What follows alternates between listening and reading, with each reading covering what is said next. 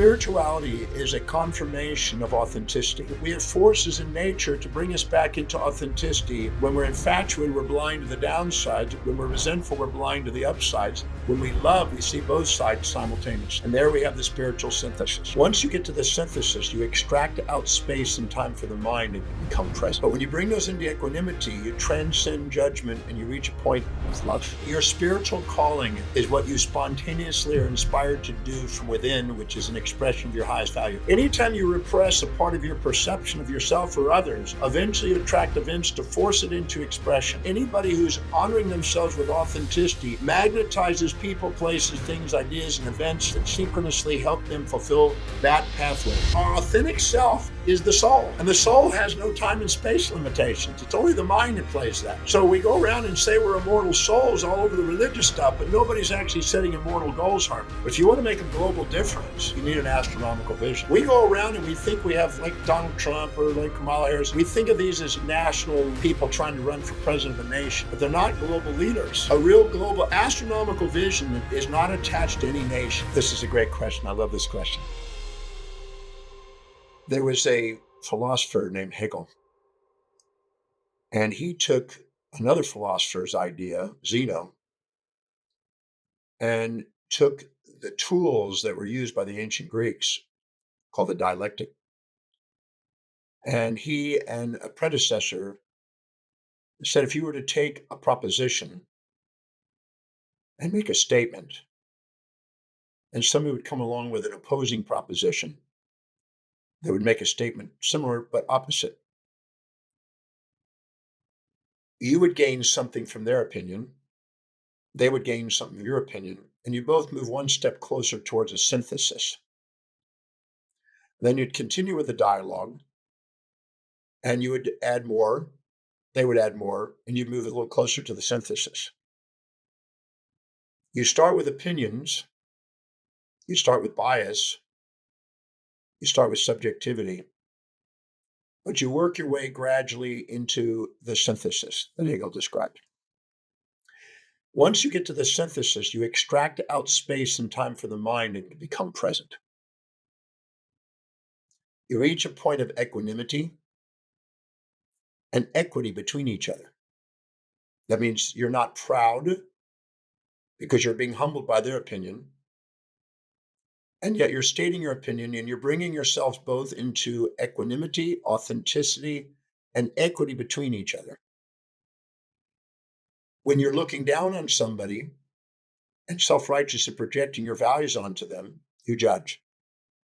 When you're looking up to somebody and injecting values from somebody you look up to, you judge. But when you bring those into equanimity, you transcend judgment and you reach a point of love. In that state of synthesis and synchronicity, where there's timeless mind, kind of an immortal, ageless state of consciousness, Hegel said you entered into the spiritual domain, the transcendent awareness that goes beyond the duality of opposites. It's a synthesis and synchronicity of complementary opposites. Now, when you puff yourself up and look down on people, you become sort of narcissistic and expect them to live in your values. When you minimize yourself and look up to people, you tend to minimize yourself and try to inject their values and try to live in their values. When you try to be second at being them or try to get them to be second at being you, those inauthentic states and those judgments leaves us feeling empty. When we have emptiness, the ancient Gnostics called it the konoma, unfulfillment, because we judge. When we're too proud to admit what we see in them inside us. When we're too humble to admit what we see in them inside us. And we have disowned parts. And therefore we're fractured and disintegrated and empty and have unfulfillment because we're in judgment. But the second we get to the synthesis and the synchronicity of opposites, we now don't judge. And when there's no judgment, there's no superior or inferiority. There's no arrogance or humbleness. There's just presence. And we have no emptiness. We have fulfillment. The ancient Gnostics called it pleroma, which is the fullness of the bouquet of the experience of the human experience incarnate. In this state, as Immanuel Kant, the philosopher, described, you have a transcendence to judgment. Spirituality is a confirmation of authenticity. Spirituality is a reward of its own state. It reveals through gratitude, love, inspiration, enthusiasm, the God within, certainty, and presence. I call them the transcendentals. And so that is the place where, if we're in business, if we exaggerate ourselves and look down on people, we don't meet their needs and we get humbled because our clients withdraw. If we don't meet our employees' needs, they gather together into a union to counterbalance us, to humble us. So the symptoms of business are feedback mechanisms to guide us back to spirituality and authenticity and sustainable fair exchange and equanimity. If we minimize ourselves, we'll sacrifice for the customers, lose a profit. And if we do, we'll have anarchy in the employees. And we create symptoms. We say, ding, I deserve more than that. So all the symptoms in business are trying to lead us to a spiritual presence. In our intellect, if we're exaggerated and we puff something up and infatuate with it, it occupies space and time in our mind and causes brain noise. And we have intrusive thoughts that distract us with impulses or instincts. If we resent something, again, intrusive thoughts. When we're highly infatuated or resent, we can barely sleep at night. We have insomnia because we're preoccupied by intrusive thoughts because of these imbalanced ratios of perception. The second we bring those into balance, our mind is crystal clear and we have presence. So our mind, just like our business, maximizes its potential in the spiritual expression, that state of equanimity. The same thing in business and finance. If we get puffed up and we believe and we're manic, we tend to do foolish things with money. We become blind to the downsides of the market and we get emotionally exuberant and irrational. And if we get depressed, we also do foolish things in the market. We sell things at the bottom versus buy things at the top, which deter us from being stable and financially viable. So when we're in that same state of equanimity, we maximize our finances, we maximize our business, we maximize our mind. Now, when we're in relationships, if you get cocky and try to get your spouse to do what you do, people will eventually learn trying to get them to live in your values will be futile. If you minimize themselves, again, futility, because you're trying to live in their values. Anytime you try to be something inauthentic and be second at being somebody other than who you are, instead of first at being who you are, you undermine the spiritual experience and you're again in judgment and it interferes with relationship dynamics. The same in social dynamics, which is an extension of the family. And the same thing in health. If we puff ourselves up and get proud and look down on people, the sympathetic nervous system causes the blood pressure to go up, the blood sugar to go up, the heart rates to go up, and epigenetic methylates things and increases the probability of illnesses and cancers. If we minimize ourselves and exaggerate and get our parasympathetic, everything goes in reverse. And again, we create symptoms. So our body is creating symptoms as a feedback to guide us back to our spiritual authenticity, a state of equanimity. Now, if we reach a state of equanimity, we're in a state of grace. We have no desire to change us relative to others or others relative to us. We're in a state of grace. We realize that our human will now matches what has been called divine will or the implicate order, the hidden order of the universe. And we now realize that nothing was out of order except our misperceptions of reality. Once we realize that, we realize that the whole thing is a spiritual experience trying to guide us to authenticity to maximize our potential on planet Earth. So as far as I'm concerned, everything that's going on in our life is trying to guide us back to our spiritual authenticity, state of equanimity, and a state of sustainable fair exchange with the people that we love. Thank you so much. There is so much to unpack in there. The place that I wanted to sort of scratch the issue a little bit was you were talking about the konoma and the panoma, and we talked about you used the word disowned. If we disown part of ourselves, and I love that you mentioned spirituality is ultimately this embodied authenticity, really, and how everything is a feedback to recalibrate oneself back to that authentic place. without getting too, I don't want to say conspiratorial, but there does seem to be this disown makes it sound like we gave up parts of ourselves, but I do feel like there are mechanisms in place, as especially as young individuals, where we're disenfranchised from ourself. Your thoughts on something like that? Because I do have this metaphor in my mind that just sort of lives with me all the time. Which, the saying, "Show me the boy before the age of 7, and I'll show you the man." And I see the boy before the age of 7. And it could be a girl. Sorry, pardon me for that, but but it could be very well be like I see it as a pot plant. And attention and love kind of being the son that it's trying to garner from its parents, from society, from its loved ones. And it tends to grow and contort itself into the direction of where it thinks it'll get that light and that love. And sometimes the light isn't, yeah, it's not coming through directly vertically above. So we end up a bit contorted. And sometimes it's not through anybody's fault. It's just life in and of itself. There's that, I guess, that Rumi quote, the cracks are where the light comes in. But in some instances, I feel like, maybe it's past the age of 7 where there are societal factors. And I'm not down with capitalism. I'm a big fan in many ways of what's available in a capitalistic model. But at the same time, when you're not authentically in touch with yourself, you are more likely to consume things you don't need. So there's already something that's, at play there.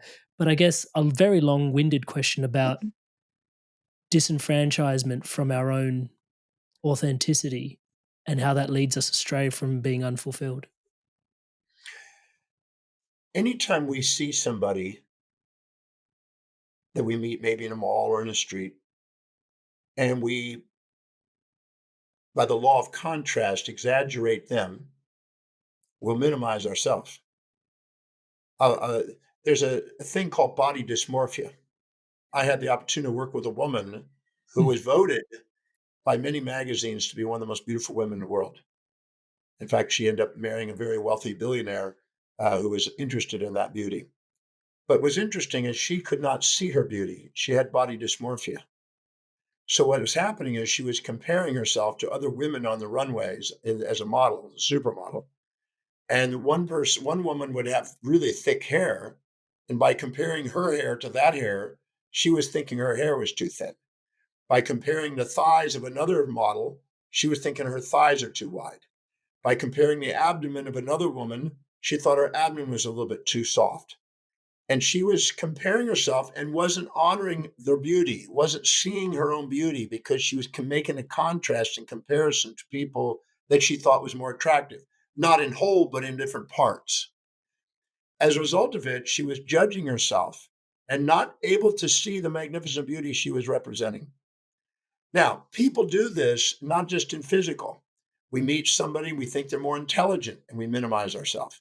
We think they're less intelligent, we exaggerate ourselves. We think they're more business savvy, and we minimize ourselves. Or maybe not as far along in their business as we are, and we exaggerate ourselves. The same thing in finance, the same thing in relationship stability, the same thing in social influence, the same thing in physical health and beauty, and the same thing in spiritual. So as long as we compare ourselves to others, and exaggerate or minimize subjectively our interpretation of who they are and not get to know both sides of them and balance it, we're going to have a dysmorphia, you might say, of our perceptions of ourselves. And so anytime we exaggerate them and minimize us, we have a disowned part. Anytime we minimize them and exaggerate us, we disown what we see. It was in the Romans 2:1 in the New Testament that beware of judging others because you do the same thing. Whatever you see in others, it represents a part of you that you may be too humble or too proud to admit you have, but the truth is you have it. If you're resenting somebody, it's reminding you of what you feel ashamed about, but you're too proud to admit it. If you're admiring somebody, it's reminding you of what you're proud of, but you're too humble to admit it. When you realize that the seer, the seeing, and the seen are the same, and that what you perceive in others is equal to you bring things into equanimity and equity, and then you're back in your spiritual authenticity. So we go through and we're so-called disenfranchised with ourselves or disowning part of ourselves only because we're too proud or too humble to admit what we see in other people inside ourselves. And the truth is, nothing's missing in us. At the level of the soul, nothing's missing in us. At the level of the senses, things appear to be missing in us. And it's because we're too proud or too humble to admit what we see in others inside us, which means our judgment brings that emptiness and makes us lose our authenticity and our spiritual connection to people. The divine inside them now is honored when we see both equanimity. We honor the divinity in them and in ourselves as equal. But otherwise, we're exaggerating and minimizing. Whenever we do, we have inequities and not equity. It seems like underpinning some of that is this need for external validation. How does one go about breaking the need for this? We have a cortical area of the brain, the medial prefrontal cortex, which, according to Scientific American, an October edition of 2022, was considered the integrative sense of the autobiographical self. So this is the neural correlation of the seat of the self, you might say. We also have a subcortical area of the brain called the amygdala, and with it, the hippocampus. And anytime we're in survival and we're judging and we have an imbalanced ratio of perceptions, the amygdala comes online. It assigns valency and emotional charge to our stimuli and our events. And then we judge. And then we hold on to that in our subconscious mind and they run our lives. So our amygdala is addicted to pride because it wants to avoid shame and seek pride. And it's addicted to pleasure because it wants to avoid predator and seek prey. So it's our amygdala that wants a one-sided world. Our executive center embraces realistically both sides of life. It integrates the pairs of opposites. The amygdala tries to separate the inseparables, divide the indivisibles, label the unlabellables, name the inevitables, and polarize the impolarizables. And it tries to make a one-sided world. In Buddhism, the Buddha said the desire for that which is unobtainable and the desire to avoid that which is unavoidable is the source of human suffering. So the amygdala is really the seat of our suffering and our survival mentality. And because of that, we get addicted to pride and we get addicted to fantasies. And the moment we get addicted to pride, we attract things by nature to criticize us and humble us, pride before the fall, to get us back into authenticity. And the same thing when we get humble, we get lifted up and supported to bring us back into authenticity. So if all of a sudden we go above or below, we have forces in nature to bring us back into authenticity, to bring homeostasis back to our perturbed and our disturbed perspective of ourselves. So our amygdala can mislead us. Our executive center can guide us. It's called the guardian angel in some technology, some of the literature and the neurology. But our amygdala is basically our animal nature, the affections, as Aristotle said. And it can mislead us into thinking that something is good or bad, or something is something to attract or repel. And that means when we're infatuated, we're blind to the downsides. When we're resentful, we're blind to the upsides. When we love, we see both sides simultaneously. And there we have the spiritual synthesis. Inspired soul, all of you that are subscribed to the channel, I just want to take a moment out to thank all of you for your incredible love and support. Thank you so much for your love. To those of you that are not yet subscribed, as I'm saying the word subscribe, the subscribe button below is lighting up in the colors of the inspired evolution. Please hit that button, hit the bell notification icon. Everything you see around here is powered and empowered by your subscription to this channel. Thank you so much for powering love, positivity, wisdom around the world through your subscription. It means the absolute world to everything we're trying to achieve here. Thank you so much for your blessings. Without too much further ado, back to Dr. John DeMartini. Talking about simultaneously, this is why I love these conversations with you there. Simultaneously, we're approaching some of the biggest topics possible, and yet they're so grounded and so practical. Are there ways to calm or retrain the amygdala so we're less reactive to these societal pressures and more aligned with our true Yes, self? there's a very profound and simple way that I've been developing and working on for many, many decades now. And that is go into the moment where and when you perceive this event, this stimuli, this individual that you think has got more positives and negatives, more pleasures and pains, more gains and losses, more advantages and disadvantages, where you're blind to the other side. And in that moment, ask the quality question, because the quality of your life is based on the quality of the questions you ask. And if you ask a question, where's the side you're overlooking? And ask, what are the downsides?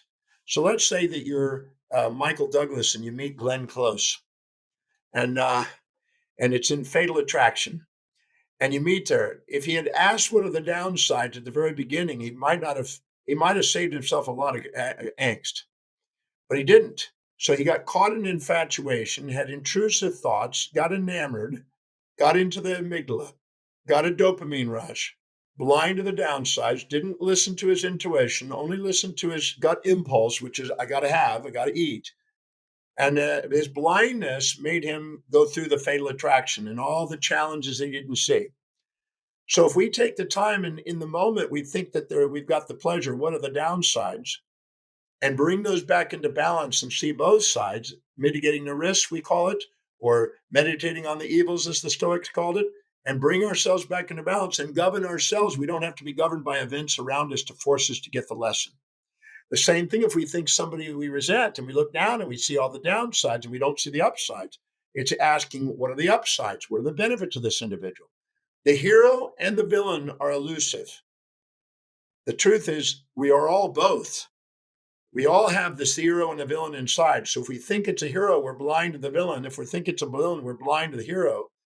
And the same thing for the saint and the sinner. Inside the saint is the hidden sinner, and inside the sinner is the hidden saint. When we realize that these are inseparable pairs of opposites, and we ask the question to see the side we're ignoring and overlooking, unconscious of, we bring our unconscious conscious and become fully conscious and see both sides simultaneously and feel love again. It does beg a question in that because there are certain times I'm sure where we're consciously aware that we're actually putting a person on a pedestal or there's something in there that we want to rewire reframe, but sometimes our subconscious even blocks us from from putting us, well, it puts us in a position where we're blind to certain aspects of even that we're not able to see. And I find that somewhat it's quite profound in and of itself because I would go as far as saying I sometimes feel like we may not have mirrors for our soul, but I feel like relationships do serve that way. Because sometimes you have a really good friend and it'll be like, you like that. And you're like, no, wait, no, me? No. And then you pause to reflect and you're like, oh shit. you know? And there's certain times where we ourselves are still unable to see the things. I think what you were describing, Our amygdala, when we're in survival, there's two basic forms of stress in the world: the perception of loss of that which you seek, and the perception of gain of that which you try to avoid. One represents prey, you're seeking to eat, and the fear of that is starvation, fear of loss of that. And the fear of gain of predator is being eaten. Both of those can lead to death. So we have an amygdala that's designed for survival that makes sure that if we are in a stressful situation of surviving, that we think we might lose something we want or gain something we don't want, we create this amygdala response. Now, the amygdala, in order to survive that, has to cause a subjective bias, a positive feedback system to accelerate us into a positive reinforced drama to be able to accelerate our running to capture the prey or to avoid the predator. So we have to distort our reality to survive. Now, once the event of the prey or the predator is gone, and we're now back into non-survival, but we're in thrival, we homeostate those extremes and bring ourselves back into a balanced state with a negative feedback system, which brings homeostasis to stabilize us. So when we're in emergency, we distort our reality. When we're poised and present, we reclaim what's actually there. We see both sides again. So the amygdala is what's the source of the pride. It's the source of the fantasy. It's the source of the subjective bias and distortion. It's the thing that assigns valency and emotional charge to the thing that causes us drama. And it's the thing that actually creates the acceleration of the positives or the negatives and causes a runaway cascade of illusion, which traps us and makes us then learn our lesson. Because the prey is not really the prey, it's got downsides. The predator is not really a predator, it's got upsides. If you had nothing but prey, you'd be gluttonous, overeating, you'd be juvenilely dependent, and you wouldn't grow. You would not be fit. And if you had nothing but predator, you'd be emaciated and starved, and you'd lose fitness. You have to have a balance of the two, of prey and predator, support and challenge, the positive negatives, the ease and difficulties. All pairs of opposites have to be brought together simultaneously to maximize fitness and overall growth and well-being. it's interesting on many fronts. One of the threads I wanted to pick at in there is because you mentioned our main two stresses come from losing what we want and gaining something we don't want, in both of those key stresses, there is a want, either that we're avoiding or trying to get. The desire. Um, yeah, and that's really interesting because the I've been doing the work in apostrophes for a while, and even in that space, I've tried to transcend desire by being desireless, right? Because that would sound like the antidote, right? So in order to not lose what we want and gain something we don't, is I just stop wanting. Yeah. But in that space, I've found it's so insidious because you just end up wanting not to want. It's still a want. Do you get The desire, no desire is a desire. and there's like a total face palm that follows right after. So, there are certain things that I look into which, seem to be fundamental to the fabric of the universe. Curiosity being one of them, desire being another, story being another. Like, it seems like we do all live out these patterns in story. Because I think for tuning in at this juncture, someone would say, oh, well, let's just stop desiring. But that isn't quite the antidote, is it?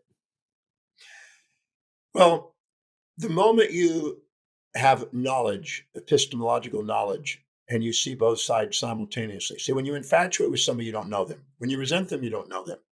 You only know somebody when you love them, truly love them, which is the synthesis of opposites. In that moment, the second you do, you have a transcendental state, but you get promoted to the next illusion in your life. Because whatever you know, there's always something you don't know beyond it. As Socrates said, I know nothing, which meant that what I know is an infinitesimal and what I don't know is an infinite. So, because there's always something to know beyond, you can continue to expand your awareness. And each time you go to a new level of awareness, you have a new mystery, a new judgment, a new desire to avoid and seek. So then your amygdala comes back in again and starts its next cycle of illusion to eventually bang your head against the wall, realizing the positives aren't the positives and the negatives aren't the negatives, until you realize that the desire was another illusion. And then you go on to the next desire, and you just go from one illusion to the next. And people think that they're going to be done. And whenever you see somebody that claims they're done, I'm very skeptical of that. I've met a lot of gurus, a lot of teachers, a lot of people. Nobody is done. That's why Einstein warned against that. He said, live with holy curiosity. Continually, no matter where you are in your awareness, continue to be humble and keep growing, because tomorrow you're going to learn more. We can't even keep up with all the knowledge that's coming in. No human being can do it. So there's always something to be growing. And the journey of growing and the journey of transcending one illusion and desire onto the going on to the next is growth. Stagnating in the same desire is called stagnation. Hi there, guys. I wanted to take a quick moment just to introduce you to my one-to-one coaching. It's something that I deeply love doing. As you can tell, conscious conversation is such a massive part of my life. And having one-to-one, deep, meaningful conversations with people where I get to show up as your brother or as the coach or as your mentor has been such a gift for me personally, and a gift for lots of the people that I have supported on the journey of living a more spiritually empowered, spiritually powered, spiritually aligned life. You don't have to take my word for it. Here's some examples of people all around the world that have experienced profound transformations through this coaching experience. Amrit is a fantastic coach. In a few sessions, he got to a depth that I'd only experienced before working with certain medicines. And he's gone through a lot of the struggles that you're probably facing. And Amrit's been a really strong, supportive figure in my journey. In control of myself. I'm kinder to myself. I actually have that vision and a purpose. I do feel like I'm a better version of myself already. Amazing energy. He was easy to talk to, which made me easy to trust him. Working with Amrit at 9 o'clock on a Saturday morning, and really I was bouncing out of bed. Whenever I get off the calls with Amrit, best money we've ever spent. I would not recommend him because I don't want everyone to know about him, and then I won't be able to book him. If he gets too busy, I won't get my turn. I would say absolutely. There's no way you can work with Amrit for a period of time without being transformed. So if you're considering him as a coach, do not hesitate, because you won't be disappointed. Alrighty, so hopefully that's inspiring your evolution onwards and upwards. And if you are so inspired to evolve, you can book in a one-to-one call with me directly at www.amrit.coach/life. And guys, if I can say so myself, I do think this is something quite special. Most people that I see building things online don't really work with people this deeply, this intimately one-on-one as things start to grow, just because it is so time intensive, and yet I'm so deeply passionate about the transformation that comes from one-to-one coaching that just isn't available anywhere else. It would be my absolute honor and a pleasure to support your spiritual awakening, your spiritual path, your spiritual unfoldment. It is my life's work. I look forward to seeing you in the call. Back to today's podcast.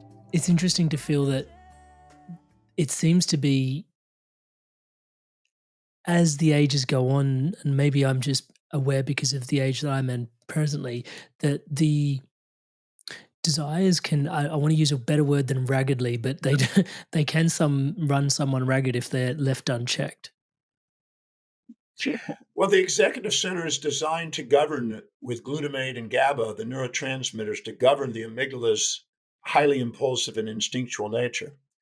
And that's what's called self-governance. That's what's called self-mastery. That's what's called equanimity. That's what's called objectivity.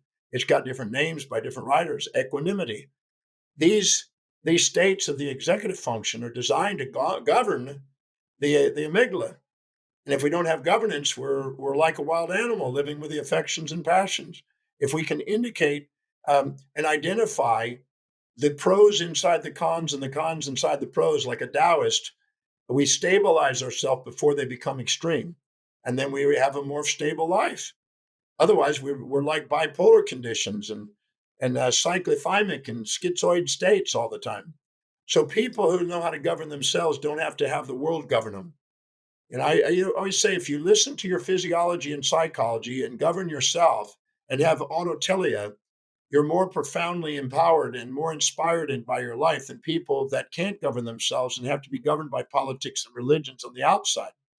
So wisdom has been able to listen subtly, intuitively to the inner voice to awaken the unconscious so you can see the other side of what you're seeing, and then stabilize yourself before the universe has to kick your butt to get you to get the lesson.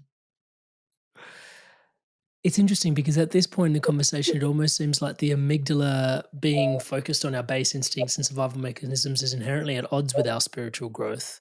But I'm sure that's not the case. I just wanted to unpack that really It's quickly. it's helping us know what we haven't loved to give us an opportunity to love some more.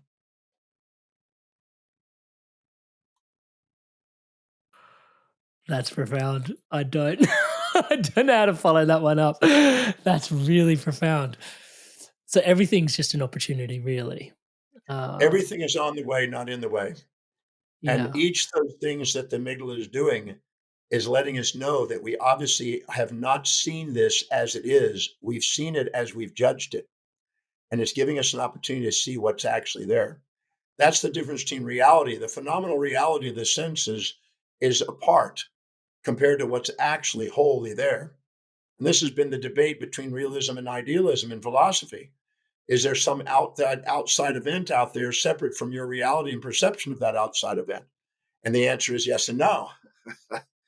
And it depends on how you look at it. The answer is, if it's out there, is this a participatory universe where you're actually perceiving something and collapsing the wave function, you're making it real, and suddenly it's now reality? These are very murky questions that have been debated on different schools of thought. But the reality is, if we equilibrate our minds simultaneously and see both sides and ask quality questions to make us accountable to see it and bring our balance sheet with accountability, we actually have a state of grace, because then we realize there's nothing to change in us relative to others or others relative to us. And the way it is, as it is, tat sat, as it is magnificent. And that's when human will matches what was called divine will, or when chaos now merges with what is called the hidden order. In that moment, there's just grace. There's just grace, and there's just awe. And we have a gamma synchronicity in our brain to confirm it, a eureka moment, an aha moment with tears in our eyes to let us know we're seeing life as it is, not as we judged it. I was really excited to get to this part of the conversation. You're discussing divine will and human will. And the way I see it, and I'd love to be corrected if I've got it wrong, or I'd love for you to take it further, but I'm just going to quickly paint the metaphor that lives in my mind, which is we have almost, I see divine will as the almost the air that flows through the temple that animates everything. It's the life force. And the temple being our, the human will, but constructed, if we are, and we just talked about self-mastery, but if you got in touch with your values, you've almost erected the temple on some really robust pillars, because you know that these are the foundations of this person's will, where they're in alignment to that person's values. That's literally how I see it. Thanks to your work, I should definitely add that in there.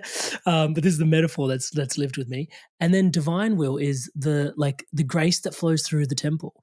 And for so many of us that aren't in touch with our values, the pillars on the temple, we don't even know that they're there. We don't even know what the shape of the structure of the temple. There's no foundations, I find. But the minute we erect the pillars to the temple, we now have a temple within which, this is the grace. And now there's enough aperture almost lined up, thankfully, for divine grace to flow through and divine will to flow through. That's a metaphor that I live with as a very fundamental belief system. I'd love to get your thoughts on it, expand upon it, shed light on it. Am I mistaken? Am I misguided? What are your thoughts on where I'm at Well, with that those are metaphor? like a metaphorical way of looking at it. Let me see if I can put it in another construct and then tie them together. In physics, we know that there's a charge parity conservation, which means that the number of positives in the universe and the number of negatives in the universe are always balanced, zero. We also know that the energy, the total amount of energy in the universe is counterbalanced, zero. As much as that sounds bizarre, that's what they know. So if we look, there's certain universal laws that are unviolatable from what we can tell, and human laws are unlivable. We create all kind of little moral gimmicks and moral hypocrisies that we try to live by and everything else. But those, most of them, we don't live. They're moral hypocrisies. We try to be one-sided, trying to be good, not bad, try to be nice, not mean, try to be kind, not cruel, try to be positive, not negative. We try to be one-sided in a world that has two sides, and actually are inseparable, these two sides. So there's not even two sides to even have. So they're striving for one and trying to avoid the other is even an illusion. So human will is the incomplete awareness of that whole balancing act. And divine will is that balancing act. The conservation laws that are showing up in physics. It doesn't have to be esoteric. It can be really grounded. And the moment we have a realization of that balance, and we see that the charge is it's neither positive or negative. It's neither good or evil. It's neither of any of those. It's neither of the sides of a polarity. It's just a synthesis. Then we realize that it doesn't matter what the structure is that we're in. The temple is always present. Doesn't matter where you are or when you are, what this temple looks like. The inner temple is already present. We get caught in sometimes outer structures to give us this spiritual experience. But you can close your eyes and you're in the temple. Doesn't matter. Those are all outer sensory modalities. But the inner voice and the inner vision, when it's in a state of grace, it doesn't attach to any of those things. It can be anywhere at any time. And all it is just being aware of the universal laws that are governing life, which is the perfect synchronicity and simplest opposites. The unity of opposites, Heraclitus mentioned in 600 BC. And it still is one of the most profound principles. We call it the conservation laws today. We call it the law of the one and the many. And from the many come the one, and from the one come the many. In gravity, we go from many radii into one singularity. In radiation, we go from a singularity into many radii. The one and many are completely balanced. The radiation and gravitation are completely balanced. They zero out. So all the pairs of opposites are zeroed out in the actual truth. And this entire thing is nothing but a dream state of the mind, apparently. It looks like it's just a mind game. It may not even actually exist except in somehow pan-psychic mind, a universal mind. As Schrodinger said, there's one mind and all we are is participating and tapping into the one mind. So it could be that if we were just to not keep judging by our moral hypocrisies onto what is, we would see what is and honor the magnificence. We'd be able to be graced by life. I'm nervous to flick out on a quick tangent because it might not be so quick, but you mentioned the word singularity, and we're talking about opposites. And some people do currently have this fear that the human and the digital are somewhat at opposites. But we're also at this point also had a very deep conversation about not judging. Um, I'd love to sort of just glean your insights on what you believe is where we're headed with the current AI revolution that is currently underway and potentially what it means for humanity. I know it's a massive digression, but it Well, faints. Yeah. I think it's unrealistic to say that we're going to not judge. As I said a moment ago, every time we grow to what we know, to what is not known, we automatically start our next judgment. So it's going to be if you set up your idea that I don't ever judge again, you're going to beat yourself up because you set up another desire for that which is unobtainable. Staying stuck in the same judgment and running and be victim of history from that judgment is kind of futile. But going on to the next delusion and growing and going on the next delusion and growing is the journey. I mean, I no matter how much you know, you're not going to know. There's going to be something you don't know. So it's wise to live with holy curiosity and to continually know that. And you're going to judge and love yourself for that too. That's worth loving too, because that's letting you know what you haven't loved and giving you another opportunity to love some more and to learn some more. And that's the journey. And it also lets you know where you have an incomplete awareness, and that way you get to have another moment of love when you come and transcend it. As Plato says, love is its own reward. You get to realize that next level of awareness is another reward. So I don't want to give the impression or mislead people into thinking that I or anybody else is going to make it where there's no longer any judgments. When you see a guru that tries to promote that you just go hang out with them 24 hours a day for about a month and you'll find that's not true. I've met a lot of them. They're just people. People get caught in be fooled by facades. People get caught by facades. Nobody's worth putting on a pedestal. Nobody's worth putting in a pit. We're all worth putting in the heart. And when we put people in the heart, we realize that what we see in them is us. And so we get to integrate ourselves to the degree that we make everyone else ourselves. This is what Schopenhauer's student mentioned. We become our true self to the degree that we make everything else ourselves and everyone else ourselves. So I'd rather stop and judge. That's why I went to the Oxford Dictionary many years ago and went through every possible human behavioral trait I could find, 4,628 of them, and went in there and wrote down, underlined each of those traits I found in the dictionary, then wrote out to the side, who do I know that's the most extreme example of that? And then see them in their extreme example of that trait. And then look, John, where do I do and when do I do and who who perceives me doing that? And I went through 4,628 traits and found out I was nice and mean and kind and cruel and honest and dishonest and pleasureful and painful and forthright and withdrawn. And every one of the traits I found, and all of them serve me. I don't need to get rid of anything. I don't need to go and discover something. I've tried to find something. It's not missing. And it doesn't need to be missing. And I don't need to divide it up with moral hypocrisies and try to get rid of half of myself to be able to love myself. Loving it all is part of the journey. The hero, the villain, the saint, the sinner, all of the above. And then to be able to appreciate that and work on the mastery of that game, because you're not going to avoid it. People think they're going to get rid of themselves and think they're going to have self-improvement. I mean, they finally get gradually more over on one-sided, like a one-sided magnet. And then they find out, oops, I've repressed myself. I've lied to myself. And now it's exploded with this new person in my life.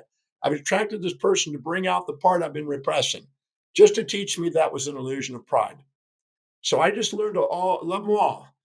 Nice, mean, kind, cruel, positive, negative, support, challenge, you name it, any possible human trait. How is it serving and how do I use it to my greatest capacity?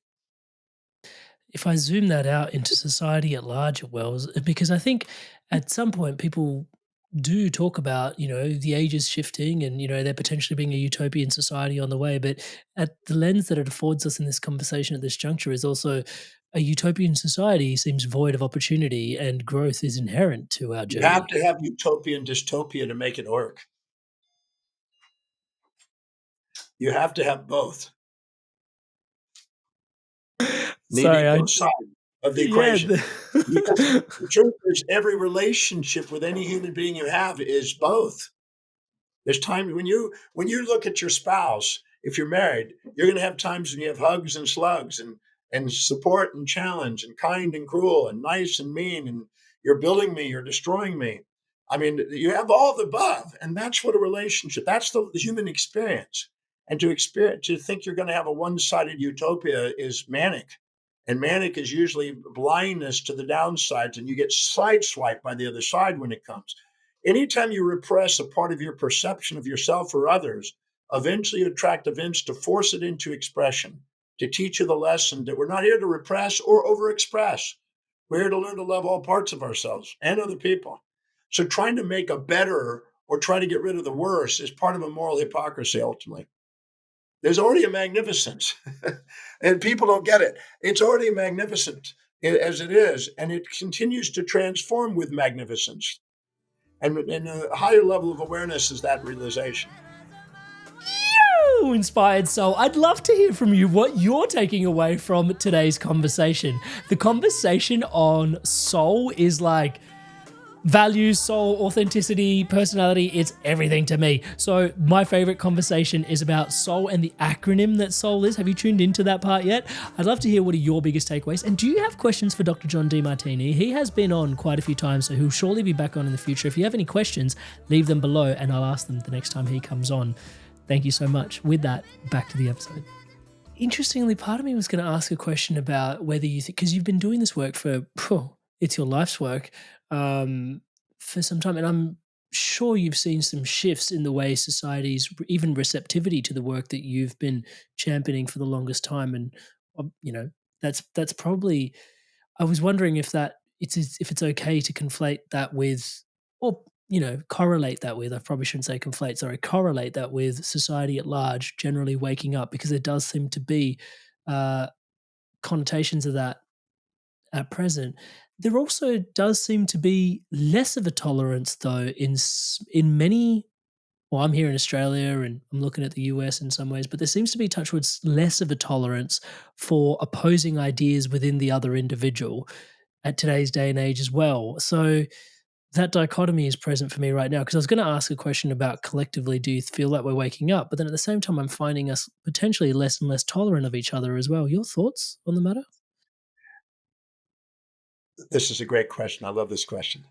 So in society, there's a social structure. And imagine if everybody was a CEO and nobody was workers. Not going to work.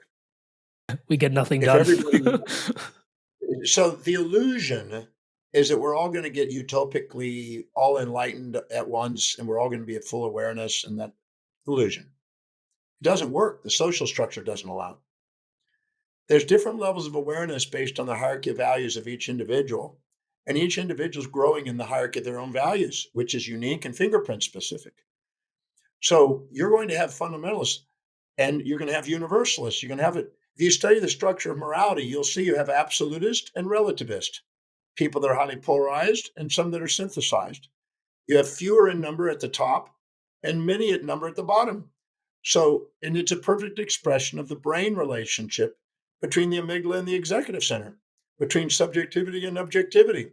So society must have, in order to function, a social structure. And you can't have, and there's an old statement, the truth has never been in the hands of the masses, it's only in the hearts of the masters. And everybody has a master inside, but they're not allowing the master to come out. And they have different degrees of awareness where they can allow that master to come out. So it's just a matter of when and where each of those people may awaken their mastery. But right now, there has to be a social structure. You have to have somebody that's digging the ditch, and somebody that's doing the manual labor, and somebody who's thinking, and somebody who's doing art. Everybody's needed in a social structure with a different classification system and different productivity in order to make it work. That can get pretty stretchy, though, because at some point then you could almost argue that some people need to be at war. Peace and war. If you study the Global Peace Index, believe it or not, it shows a balance of peace and war every single year. I was just showing somebody, if you want to There's look an at index? something, There's an index? Sorry. Yeah. Sorry. it takes 23 parameters. It measures 99 99.7% of the world's population, and it measures 23 parameters that have been defined by some of the greatest minds in the field on pulmonology and neurology. And it basically outlines exactly the degree of increasing and decreasing conflict and peace and war. And it measures it every year. Global Peace Index. You can look it up. And you'll find out that if you watch it year after year, it keeps a nice balance across the planet. If you want to go look at something really interesting, go to European borders. Do you have your phone there and you got the internet there? I've got the internet here, yeah. And I can also put this on Well, screen for people that are watching. Put European borders, European borders, 1,000 years. European borders, 1,000 years. And you'll see a little map, colored map there.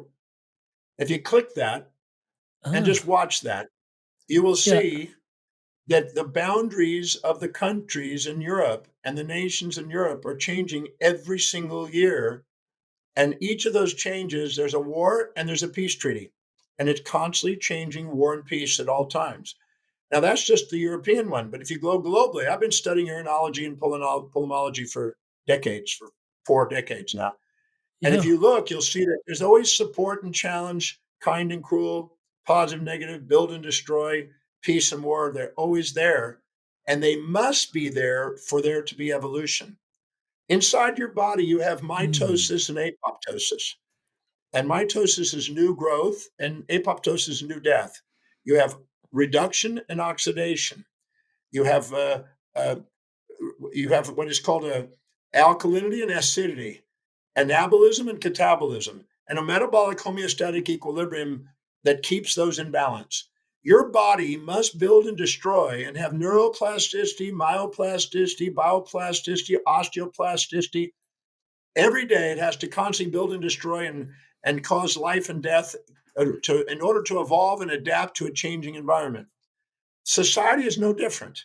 Society must have both sides in order to evolve for the conservation laws and the unity of opposites to maintain itself. So we have these fantasies, utopic fantasies. I mean, Sir Thomas More talked about utopia, right? These fantasies, and they sell to the masses as an opium because people want to fantasize like that. But that's not the path of the master. The master knows that. And behind the scenes, the political and the religious people promote those as an opium, like Karl Marx said. But the reality is there's something that transcends it. And the real leaders understand the pairs of opposites. The false promoters of the opium sell you the fantasy and feed the masses their utopic vision to get the masses to follow them as a control tactic. And then they basically then end up having the dystopia that they thought that they were going to avoid. And that's why the Buddha, and this was Buddha said the desire for that which is unobtainable and the desire to avoid that which is unavoidable is a source of human suffering. And people are looking for a utopia without a dystopia, and you must have both sides. Just like in a relationship. Imagine if you got into a new relationship with some girl and you said, okay, you can only be nice, never mean. You can only be kind, never cruel. You can only be peaceful, never wrathful. You can only be positive, never negative. You can only be giving, never taking. How long is that going to last? Forever. You're going to end up wanting to slap them around really quick, very short period of time. And if you were with a girl like that and you expected it from that, she'd be gone in a very short period of time because she can't be loved for who she is. Yeah, and you have a fantasy, and the fantasy is going to end up creating your nightmare because you're going to have anger and aggression. You're going to feel blame. You're going to want to blame them and feel betrayed. You want to criticize them and feel challenged. You're going to want to feel despair and depression. You're going to want to exit and escape the relationship. You're going to have futility and frustration. You're going to have grouchiness and grief. You're going to have hatred and hurt. You're going to have irritability and irrationality. And you're going to have a jadedness feeling, and you'll feel like a jerk. You're going to have all those responses to an unrealistic expectation of a one-sided world. So real love is embracing both sides of that individual. This video is amazing, actually, watching how much things have shifted. And yeah, it was, I love the way you described the push for the utopian society is actually what creates. And that's what I think I was trying to refer to before is just the disenfranchisement that sort of, as a control mechanism gets placed in. And yet at this particular juncture in the conversation, it's almost like there's I can't help but use the word warrior. Like there's almost like a warriorship that one needs to go into in order to, master oneself to be able to navigate such forces at large. Millman sold a best-selling book called The Spiritual Warrior. Dan Millman? Yeah, Dan Millman, yeah. I'm not a promoter of peace or war. I'm an educator explaining how both are two poles of a magnet, and if you want to have, life in its fullness, you're going to have both. And if you're not prepared for both, you're not ready for life. In fact, if you look very carefully, some of the people that dedicated to peace end up with violent deaths. And the countries that are trying to run by a theocracy of peace end up being taken over by other countries. So if you study very carefully sociology and even so the sociology of individuals or collective, you'll see this law is it's absolutely essential to have both of these. So I don't try to promote a one-sided world. I don't find that what that does is misleads people. It makes them set up unrealistic expectations. It makes them have the other side to wake them up, to break their fantasies. So I'm not here to teach a fantasy. That's what sells. What varies, there's a great little video clip you can find on there called Priest Says No Hell. Type that in there. Priest Says No Hell. I don't think hell exists. I happen to believe in life after death, but I don't think it's got a thing to do with reward and punishment. Religion is always in the control business. And that's something people don't really understand. It's in the guilt-producing control business. And if you have heaven as a place where you're rewarded for your goodness and hell as a place where you're punished for your evil, then you sort of have control of the population. And so they create this fiery place, which has quite literally scared the hell out of a lot of people throughout Christian history. Mm-hmm. And it's part of a control tactic. But wait a minute, you're saying that hell, the idea of a place under the earth or somewhere where you're tormented for an eternity, is actually an invention of the church? I think the church fired its furnaces hotter than anybody else. But I think there's a sense in most religious life of reward and punishment in some form. The church doesn't like for people to grow up, because you can't control grown-ups. That's why we talk about being born again. When you're born again, you're still a child. The people don't need to be born again. They need to grow up. They need to accept their responsibility for themselves and the world. What do you make of the theology, which is quite prominent these days in America, which is that there is one guaranteed way not to go to hell, and that is to accept Jesus as your personal Savior? Yeah, I grew up in that tradition. Every church I know claims that we are the true church, and they have some ultimate authority. We have the infallible Pope, we have the inerrant Bible. The idea that the truth of God can be bound in any human system, by any human creed, by any human book, is almost beyond imagination for me. I mean, God is not a Christian. God is not a Jew or a Muslim or a Hindu or a Buddhist. All of those are human systems which human beings have created to try to help us walk into the mystery of God. I honor my tradition. I walk through my tradition. But I don't believe my tradition defines God. I think it only points me to God. You and I are emerging people, not fallen people. Our problem is not that we are born in sin. Our problem is we do not yet know how to achieve being fully human. The function of the Christ is not to rescue the sinners, but to empower you and to call you to be more deeply and fully human than you've ever realized there was the potential within you to be. Maybe salvation needs to be conveyed in terms of enhancing your humanity rather than rescuing you from it. Life is a startling and wondrous experience. And eventually, I think we're going to discover that God is unfolding through the life of our consciousness and our self-consciousness and is not a parent figure up in the sky. But I believe because I'm related to something that is not bound by time and space, that I will share in whatever God's eternity is. And it's a Catholic scholar talking about that the religion was in a guilt-producing control business by feeding people the fantasy of heaven and scaring them with the tortures of hell in order to manipulate them to do their bidding, in order the priestcraft to market their craft. And Porphyry in the 3rd century, and Neoplatonic philosopher, warned against this for the masses. He said only the illiterate would fall for this. The literate would know better. And he warned against illiteracy and to educate yourself so you're not vulnerable to the controls of the moral hypocrisies that trap people, which create the opium of the masses, as Karl Marx would say. And so we're back to values, because if you understand your values, you understand your authentic self, you actually stand a chance. Because when your highest value is where you're most objective. And when you're objective, it means neutral and less polarized. When you're in your lower values, you become polarized. When you're in your highest value, you become neutralized. And that's where you have homeostasis and authenticity, when you finally embrace both sides of yourself. I found a rub for me. So, because it seems like values are subjective to the individual, but what you're saying is that within the individual, the greatest level of objectivity one can have is within the subjective nature of their own values. The highest value. And Aristotle called this the telos, the end in mind and the junction of the soul. If you read about the telos, it's the ultimate end purpose of our being in ontology.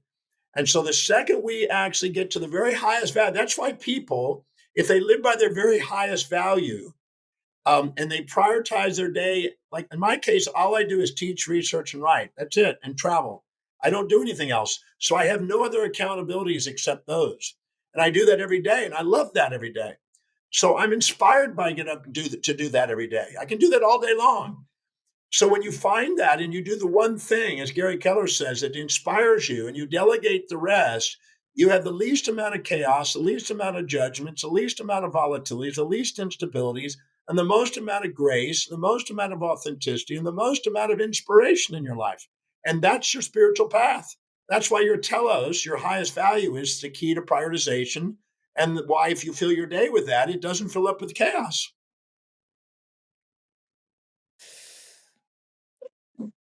So many people are so afraid to only follow the things that light them up the most, though.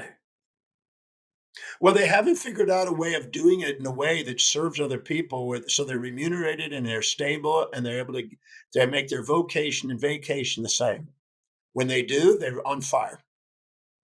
Because it That's what seems I love like doing. I love helping people do that. I love helping people take whatever it is that's highest on their value, that absolutely inspires them, and structure it in a way where they can be absolutely remunerated for that. They can make it their life so they don't have a schizophrenic Monday morning blues, Wednesday hump days, thank God it's Fridays, and week friggin' ends. well, I can attest to that working, because going through the DeMartini method and understanding my values was, understanding how important connection is for me, contribution is for me, and realizing that actually the podcast enables me to coach, support, guide people in the ways that I get to connect with. It was just phenomenal, and it does, like, it's incredible when you pinch yourself and you go, oh, this is my work, touch wood, and I get to live this out, and you're very It's grateful the for the calling. forces. Your spiritual calling is what you spontaneously are inspired to do from within, which is an expression of your highest value. Your ontological identity revolves around your highest value. Your epistemological area of expertise revolves around your highest value. Your teleological purpose revolves around your highest value. Your life, when the Delphic Oracle says, know thyself, be thyself, and you'll love yourself, that's the highest value. I'm conscious that an individual such as yourself, who's a mass educator, and myself, who is, a podcaster with a growing podcast, it does. We run the risk of installing the bias into people's mind that one's purpose has to be something quite large, just because of, not saying we're larger than life, but just saying that we've sort of committed ourselves to having a significant impact, and that was just what felt aligned to our calling, touchwood. But is it always the case? It doesn't always have to be the case, right? Well, I was in my practice many years ago, and I had this lovely lady come in, and she came in with a book. And she said, Dr. DeMartini, I'd love to give you this book. My father gave it to me, but I've never really grasped it. But I really think you would grasp this, and I'd like to pass it to you. And I said, well, thank you. And so that night I took this book and I went through it. And it was a book by Edmund Shaftesbury, written about 1895. and it was handed to the Kennedys. Mr. Kennedy, Rose Kennedy's husband, was a student of that man who wrote the book. And it was from the Kennedy family, and the Kennedy family knew the father of this woman and gave them the book. The father gave it to the daughter gave it to me. And in this book was a quotation, well, a writing, handwritten mission statement by Rose Kennedy. And it was, I dedicate my life to raising a family of world leaders. Okay. Now here's a woman who is a mother, and in her mind, I dedicate my life to raising a family of world leaders that made a global impact.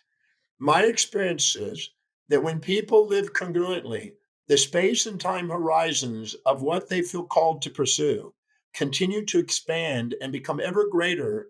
And eventually, the space and time horizons get bigger than their life, and they create an immortal legacy, regardless of what level they start from. They just keep going and they keep creating a bigger legacy. Seneca, the Roman poet, philosopher, said, you measure an individual by their most distant ends. How big a space and time horizon are they functioning in? You meet people like Elon Musk and Jeff Bezos and Richard Branson, and they're thinking in terms of decades and possibly generations and maybe centuries. And so those are the people that have the bigger visions. So it's an ongoing, evolving process. The more authentic we become, the more we live congruently, the more the space and time horizons grow, and the more impact we have in the world. Not because we need to have that initially as the goal. It just spontaneously happens because anybody who's honoring themselves with authenticity magnetizes people, places, things, ideas, and events that synchronously help them fulfill that pathway. This actually reminds me of a piece of work of yours that I'd not forgotten about, but I'm pulling from the back of my mind to the fore of my mind, which was I remember you saying something to the effect of if you want to have an impact on yourself, you actually need to consider your family. And can Exactly. you run us through that? I don't want to put words in your mouth, but if you can run us through that, I think it would just Well, slot in so neatly here in the conversation. if you want to make a difference in yourself, you need a vision, a calling at least as big as your family. If you want to make a difference in your family, where people actually come to you as a family, you need a vision as big as your community. If you want to be known in the community, make a difference in the community, you need a vision as big as your city. If you want to be known in the city, you need a vision as big as your state. You want to be number one in the state, you need a vision as big as your nation. If you want to be a national leader, you need a global vision. But if you want to make a global difference, you need an astronomical vision. So look at the people who are having a global difference on the world, and they're the astronomical visionaries. So that's a classical example. We go around and we think we have, like Donald Trump or like Kamala Harris, we think of these as national people trying to run for president of a nation, but they're not global leaders. A real global astronomical vision is not attached to any nation. They don't attach to nations. So I've set out to be a citizen of the world. I live on a ship that called the world that goes around the world. I don't attach to countries. I interact with people and even high profile people in every country. 160 countries I've gotten to speak in. And I get to meet people, all of them. And people say, well, where exactly do you call home? And I say, I live on a ship that goes around the world. I don't really have any one country that I call mine because the world is mine. People that have an astronomical vision see the world as their home. They're a citizen of the world. They're not a citizen of a country and thinking my country is better than your country and we need to be the right country. And that's same thing in states or something in cities. I was flying one time from Houston, Texas to San Diego to Houston, Texas. And they were trying to decide, do we want the National Republican Convention for the presidency to be in Houston or San Diego? And people broke out in a brawling fight on the plane. They fought. My city's better than your city. My state's better than your state. And they fought. And I sat there and I'm just kind of like this, shaking my head. I'm going, they're trapped in their limited space and time horizons and thinking with pride. And this is what the amygdala does. It constricts the space and time horizons and make us want immediate gratification instead of long-term vision. You measure an individual by the duration of their vision. And so if a person has a massive vision that's global and astronomical and that has centuries behind it, you measure that and you make a bigger difference on the planet. And that's what our authentic self is, the soul. And the soul has no time and space limitations. It's only the mind that plays that. So we go around and say we're immortal souls all over the religious stuff, but nobody's actually setting immortal goals hardly. So that's the question. Ask yourself, what message do you want to bring on the planet over the next 1,000 years, and see if you can hold a vision throughout your life and create the perpetuity of the experience and expression to make it happen. Now you've made a difference on a bigger scale. Seneca said you make more of your difference not while you're alive, but when you pass, if you've made a difference in the world.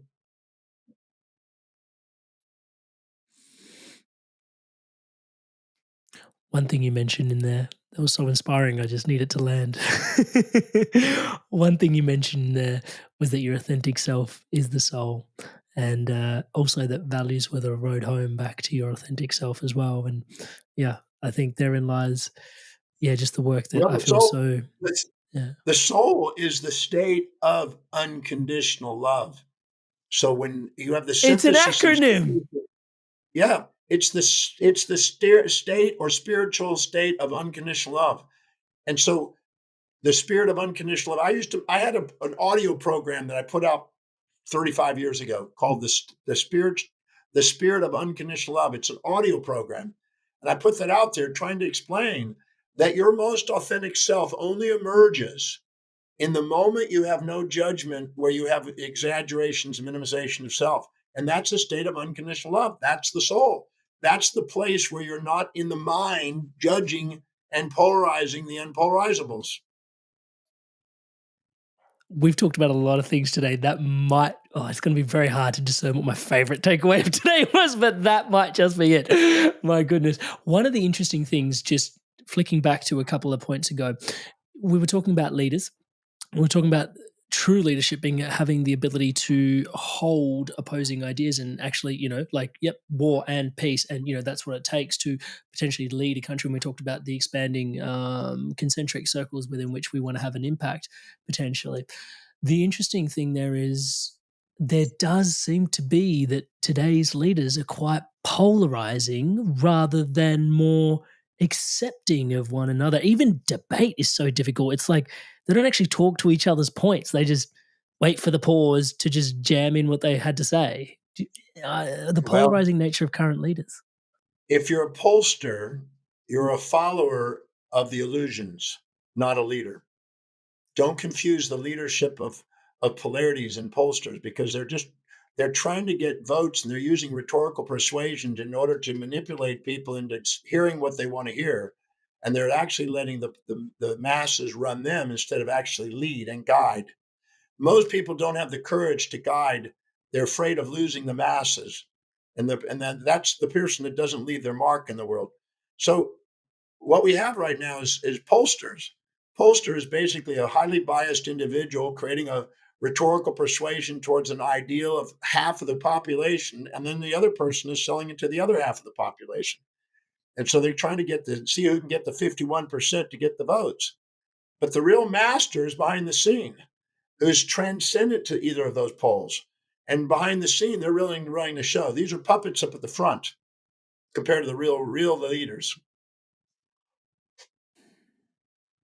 I think I'd invite you to take a moment to help us define what the leader is. You mentioned it earlier again, but I think there's an opportunity for me to ask that question of, in your mind, because then that means a leader doesn't have to be in really high up places as well.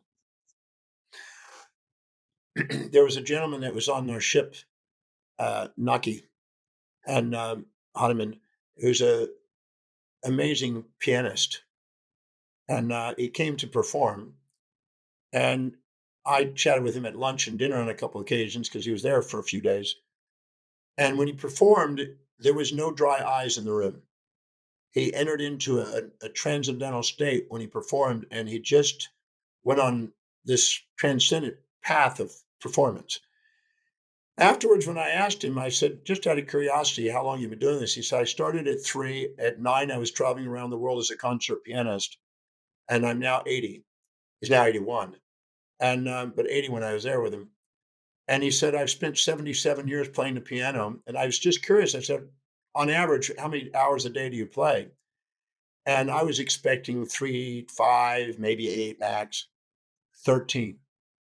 So he practices 13 hours a day. We had 4 grand pianos on my ship, and he was literally at one of those throughout the day, if he wasn't talking to somebody who was on a piano. He has 8,000 piano mastered. I mean, these are the greatest songs of piano, 8,000 of them memorized completely. He doesn't have to look at any music, and he just keeps playing them over and over again throughout the day, playing, performing. And he always imagines that he's playing before what he imagines God to be, and he's playing for God. And so he's a very inspired guy. But he says that I never really felt that I was at home in any place. Same thing. Universal mind, the world is home. Same kind of thinking. And here's a master in his field. You run into those occasionally, and they're really amazing to meet. And they leave their mark. And people, they're like the great pianist or the great artist or the great, the great Rembrandt. These are the great masters in their fields. And almost every field has a master in there. And when you do, you can't help but honor and respect and appreciate the presence of somebody who's really dedicated to their cause. Dr. DeMartini, at this particular juncture, for those people that can feel a pull to wanting to do more, wanting to live into more, but not really sure on where to begin or how to get there, your invitation for pulling them forward, where would they start? First, identify what's truly important to them.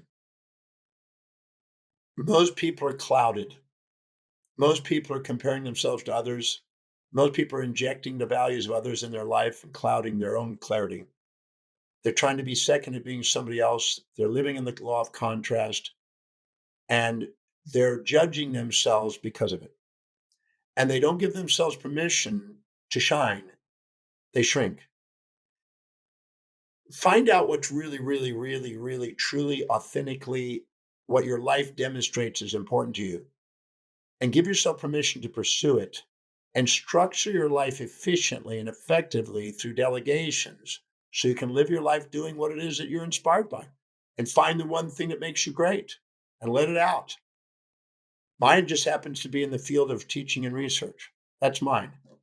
But I've met people that are surfers, and I've met people that are pianists. I've met people that are business leaders, and I've met many, many great global impacting individuals. And the ones that live their authenticity are the ones that leave their mark. It's very clear. There's the achievement leaves its clues. You can see it. It's not hard to see. When you meet them, I was working with a singer recently. She started singing also at 3 years old. And she's now 54 almost, 53 and a half, and been singing most every day in her life. She loves singing. She can sing and sing and sing and sing hours and hours and hours and hours. And that's her love. And she's a master of what she does. And she's known because of that singing. So find the one thing that you feel is your calling and dedication, and give yourself permission to go after it. And if you don't judge yourself by other people's. We're not here to compare ourselves to others. We're here to compare our own actions to our own highest values. That's what matters. How efficient and effective are you at living according to what you value most, so you can exemplify a mastered life to other people and inspire others to be authentic to themselves. That's your reward in life.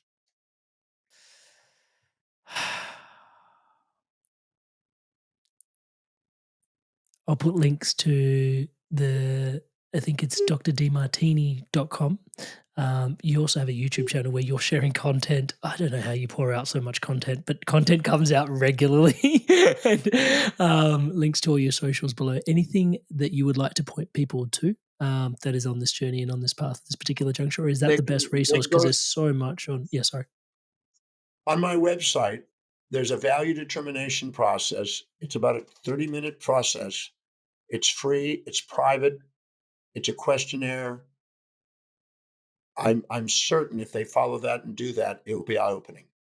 And it will help them identify what their life is objectively demonstrating is important to them. And to be honest in the answers, when you answer these things, don't write down what you think it ought to be, supposed to be, should be, got to be, have to be, used to be. Write down what actually your life is demonstrating now. And it will open up a door of thought that will move you in a new trajectory that will help you empower your life. Dr. DeMartini. Oh, thank you so much for sharing yourself so abundantly here with us today. Every single time you're on, I have the most illuminating thoughts, and just the conversations take me to some of the most wonderful heights. And I'm as always grateful for your time, your energy, your presence, tuning in. But then also for me, it's very comfortable to say that I wouldn't be the coach, the teacher, even the podcaster that I wouldn't be where I am today without your work, values, determination, understanding who I am, the DeMartini method, looking at all the blocks along the way, and scraping through them and kind of going, oh yeah, that's just noise and nonsense. That's not signal.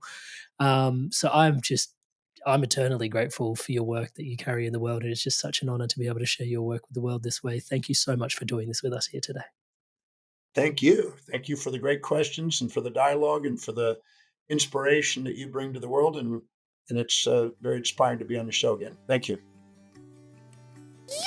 Inspired soul, you made it through to the end of another incredible episode. As always, thank you so much to all of you that have now subscribed to the channel. I can't believe we've just hit 100,000 subscribers on this channel. It is such a mind trip to even think about that many people tuning into the podcast regularly, loving these conversations, inspiring wisdom, going all around the world. To those of you that have not yet subscribed, please do take a moment. As I'm saying the word subscribe, the subscribe button is sliding up. Hit the subscribe button, hit the bell notification icon. That'll keep you up to date. We release 2 podcasts every week to keep your inspirations evolving onwards, upwards, and inwards. Now on screen, you'll find, I'm going to plug a couple of episodes actually for you to tune into. Dr. John DeMartini's origin story, how he actually became the individual that he is. Quite the interesting story. He hasn't really shared it anywhere else online as well, so you might love that one. He's been on the podcast before. And there's a couple of conversations on soul and values, but I want to also link in a conversation we had with Dr. Bruce Lipton. Dr. Bruce Lipton talks about removing your subconscious blocks and reprogramming yourself based on the 7 Hermetic principles.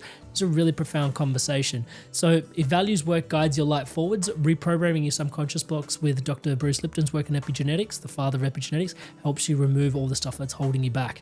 And I'm going to put another one up here just for giggles by the YouTube algorithm. Will pick one that is absolutely your favorite to potentially click into. So take your pick, make a click.